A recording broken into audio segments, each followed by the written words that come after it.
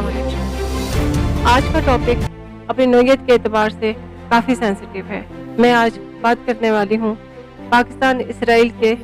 बाहमी या सफारती ताल्लुकात के ऊपर। पाकिस्तान ने अब तक इसराइल को तस्लीम नहीं किया है। इसकी क्या वजह है? आया इसराइल को तस्लीम ना करने की सूरत में पाकिस्तान पर किसी किस्म की सफारती पाबंदियाँ, इक़्तिसादी पाबंदियाँ या माशी पाबंदियों का सामना हो सकता है? इन सब के बारे में हम जानेंगे आज के इस वीडियो में। और आया अगर पाकिस्तान इसराइल को तस्लीम कर लेता है तो ऐसे क्या फ़ायदे हैं जो पाकिस्तान को हो सकते हैं। सबसे पहले हम जानेंगे कि वो क्या वजूहात हैं जो आज तक पाकिस्तान ने इसराइल को तस्लीम नहीं किया है। दुनिया में दो ऐसे कंट्री जो कि मज़हब की बुनियाद पर बनाए गए, उनमें पाकिस्तान जो दो कौमी नज़रिए पे बनाया गया, इस्लाम के नाम पर बनाया जाने वाला पहला इस्लामी मुल्क। इसी तरह इसराइल वो पहला यहूदी कंट्री है जो कि यहूदियत और मज़हब की बुनियाद पर बनाया गया। हमेशा से जो चीज़ मुसलमानों के लिए तकलीफ का बाइस रही है वो इसराइल का नारवा सलूक जो फ़लस्तीनी मुसलमानों के साथ करता रहा है। हमारे लिए फ़लस्तीन की सरज़मीन बहुत मुक़द्दस और बहुत मोहतरम है, क्योंकि हमारी मजहबी लगाव और हमारी मजहबी अकायद के हवाले से हमारा पहला खाना काबा फ़लस्तीन में मौजूद है। जिस तक रसाई इसराइल के नारवा सलूक और मुसलमानों के साथ होने वाले मजालिम की वजह से हमारे पाकिस्तानियों के लिए या दूसरे मुस्लिम कंट्रीज़ जिनको इसराइल को जिन्होंने तस्लीम नहीं किया है उनके लिए काफ़ी मुश्किल है। तो ये वो हमारी कुछ वजूहात हैं जिसकी बुनियाद पर पाकिस्तान ने आज तक इसराइल को तस्लीम नहीं किया। हम जानते हैं कि अगर इसराइल को हम तस्लीम नहीं करते तो उसके हमें क्या नुकसान हो सकते हैं। इसराइल जो कि एक यहूदी कंट्री है और इसका असर रसूख America, European countries, NATO, United Nation और इसके साथ साथ IMF और इसी तरह इसकी R&Ds पर, जैसे कि टेक्नोलॉजी के हवाले से अगर बात करेंगे तो इनका बहुत ज़्यादा होल्ड है। और इस असर रसूख को इस्तेमाल करते हुए इसराइल किसी न किसी तरीके से हमारे दुश्मन कंट्री के साथ मिलकर पाकिस्तान के खिलाफ मुख्तलिफ किस्म की साजिशें माजी में करता आया है, जिसकी वजह से पाकिस्तान बहुत सारी जगहों पर अपने दुश्मनों के सामने बहुत सारे हवालों से परेशानी का सामना उठाता है। चाहे वो इसराइल क्योंकि मुसलमानों के खिलाफ बहुत ही नेगेटिव जज्बात रखता है और इस नफरत की बुनियाद पर वो मुसलमानों को किसी न किसी तरह डायरेक्ट और इनडायरेक्टली नुकसान पहुँचाता है। खासतौर पर पाकिस्तान चूँकि एक वाहिद इस्लामी एटमी ताकत है, इसकी जड़ें काटने के लिए वो हमारे दुश्मनों के साथ मिलकर हमारे खिलाफ कार्रवाइयाँ करता है, जो कि ऑफिशियली नहीं होती हैं या सिफारती बुनियादें चुके ना होने की वजह से हम तक रसाई इतनी आसान नहीं है, लेकिन फिर भी हमें बैनुल-अक़वामी प्लेटफॉर्म पर बहुत जगहों पे नुकसान पहुंचाया जाता है।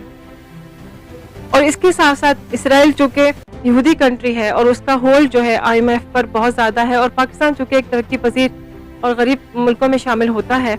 और यहाँ पर हमारे हुक्मरान जो कि IMF के थ्रू अपने मुल्क को चलाते हैं और हम चूँकि कर्ज की एक बहुत बड़े बोझ के नीचे दबे हुए हैं और ये सारे बड़े इदारे जो जिसमें IMF है, R&Ds है, ये सारे इदारे जो कि इसराइल के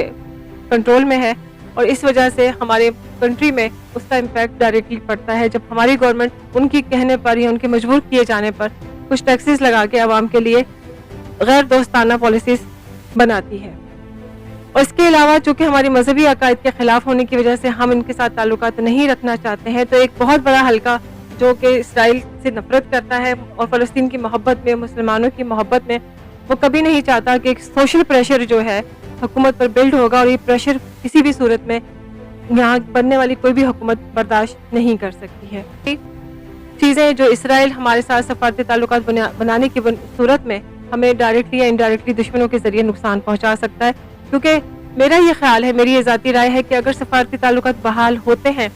तो उनकी इंटेलिजेंस को यानी मोसाद को काम करने का बहुत आसानी से मौका मिल सकता है, चाहे वो टूरिज्म के थ्रू हो या किसी और मजहबी अकायद को रखते हुए, सामने रखते हुए, जबकि यहाँ तक रसाई उनकी मुमकिन हो सकती है।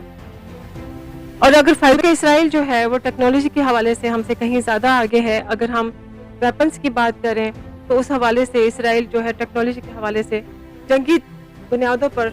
जो भी वो काम कर रहा है वो हमसे कहीं ज़्यादा आगे होने की वजह से हमारे लिए उस सूरत में फ़ायदेमंद हो सकते हैं अगर हम उनके साथ सफारती ताल्लुकात बहाल करते हैं। اور اس کے علاوہ چونکہ پاکستان ایک ایسے خطے میں موجود ہے جہاں ٹورزم کے لیے بہت اچھے مواقع ہیں، اگر ہمارے سفارتی تعلقات ان کے ساتھ بحال ہوتے ہیں تو پاکستان میں یقیناً ٹورزم بڑھ سکتا ہے، لیکن وہ ہمارے لیے اتنا فائدہ مند نہیں ہوگا۔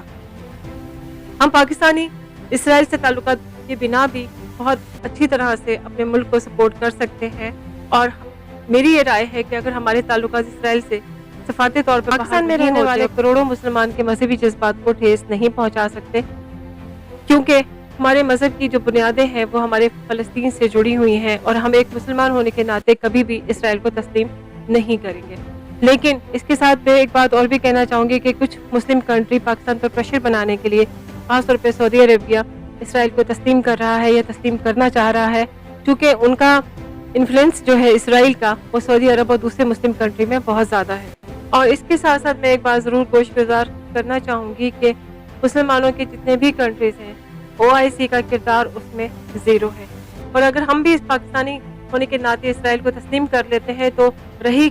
صحیح جو ہمت ہے مسلمانوں کی، فلسطینیوں کی، وہ بھی دم توڑ دے گی۔ وہاں تحریک آزادی کی جو جتنی بھی ایکٹیویٹیز ہیں وہ جاری ہیں۔ ابھی حال ہی میں کچھ ٹائم پہلے جو اسرائیل نے فلسطین کے اوپر اٹیک کیے اور لاکھوں مسلمانوں کو، ہزاروں مسلمان معصوم بچوں کو شہید کیا، یہ ان سب کی قربانیوں کو ضائع کرنے کے برابر ہوگا۔ تو بینگ اے اسٹوڈنٹ اور بینگ اے پاکستانی، اور ساتھ ساتھ ایک مسلمان ہونے کے ناطے،